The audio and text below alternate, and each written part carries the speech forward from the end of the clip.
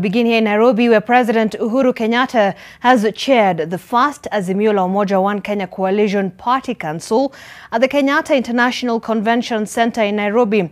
Well, among several issues that formed the agenda of the council was a resolution to form an advisory panel to advise the coalition presidential candidate on the suitable candidate for the running mate position. And with me here in studio is our political affairs reporter, Vincent Odwor, who was there and has been following up on this issue. Vincent, good afternoon. It has been quite a contentious issue, this running mate position. Did they clarify and give a clear way on a formula perhaps on how they intend to get a suitable candidate for Raila Odinga? Absolutely. You know, President Uhuru Kenyatta is the chairman of the Coalition Party Council that brings together 11 council members who are all present today, including Raila Odinga, ODM leader Raila Odinga, who is the coalition party leader, and also a council member. Wiper leader also Kalonzo Musyoka was there, KANU's Gideon Moi, NARC Kenya's Martha Karua, NARC's Charity Ngilu, and a number of leaders who were present today in this council meeting. And this is a meeting that has come at a time when the question of who will be the running mate of Raila Odinga is being very divisive among the top leaders of Azimio. And today they decided that they are going to form an advisory panel that is going to advise the Azimio la Umoja One Kenya party presidential candidate on the suitable candidate to be the running mate. And you know, this is a clear departure from the initial method that was being proposed by some of the leaders of the coalition, whereby they wanted, or they decided that they are going to give powers the members of the council to choose who will be the running mate through the ballot. But that is something that allies of Wiper leader Kalonzo Musyoka rejected, because they said the moment the membership of the council was altered from 7 to 11, then President Uhuru Kenyatta ended up having 5 slots in the council, while Raila Odinga ended up having 4 slots in the council, and Kalonzo Musyoka only had 1 slot. And they argued that when they are going to use that method to select the running mate, then it is going to be disadvantageous to Kalonzo Musyoka, who will only be having 1 slot in the council, and those council members will be the one who will be voting. And therefore, President Kenyatta tried to intervene. That was last week, and decided to come up with a committee of his trusted men to do several scientific polls to try and identify the suitable person to be the running mate based on a number of variables, including suitability, acceptability, popularity, and neutrality. And they have seemed to abandon that method again, and now the council has settled on the advisory panel.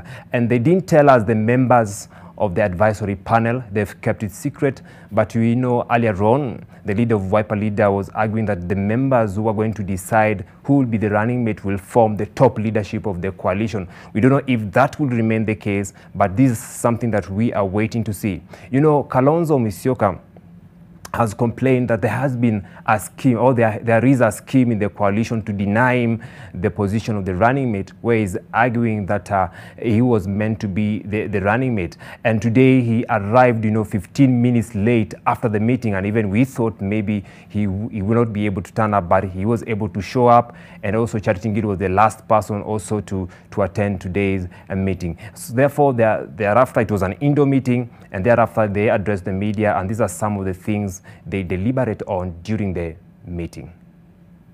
The council also resolved to appoint an advisory panel to recommend to the presidential candidate suitable candidates for nomination as the deputy presidential candidate. 3, directed the National Coalition Executive Committee to immediately prepare a campaign strategy and plan that will ensure: 1, the Azimio la Umoja One Kenya presidential candidate wins the 2022 presidential election. 2, Azimio la Umoja One Kenya forms the next government. And 3, Azimio la Umoja One Kenya forms the majority in parliament and in all 47 county assemblies of our blessed republic. exactly the coalition party is being crafted into fully, because we know the council has also mandated the National Coalition Executive Council to also to recommend suitable people who will be able to be appointed to a number of the coalition party organs, including the National Coalition Election Board, the Appeals Board, Disciplinary Committee, and even Dispute Resolution Panel to make the coalition party a full crafted party. That is it for now. Back to Zainab. All right, Vincent, just before I let you go, you understand that the Independent Electoral and Boundaries Commission had actually set a deadline for the 28th of April, which is about 7 days from now, for presidential aspirants to name their running mates. With this council, have they given perhaps a date that will be able to come up with that suggested name? That is something that is still on the table, and it's very divisive, and therefore they are still going to rely on the panel. So they can't be able to tell us the deadline, because first of all, they haven't been able to identify a suitable candidate, because any decision they try to make becomes very controversial.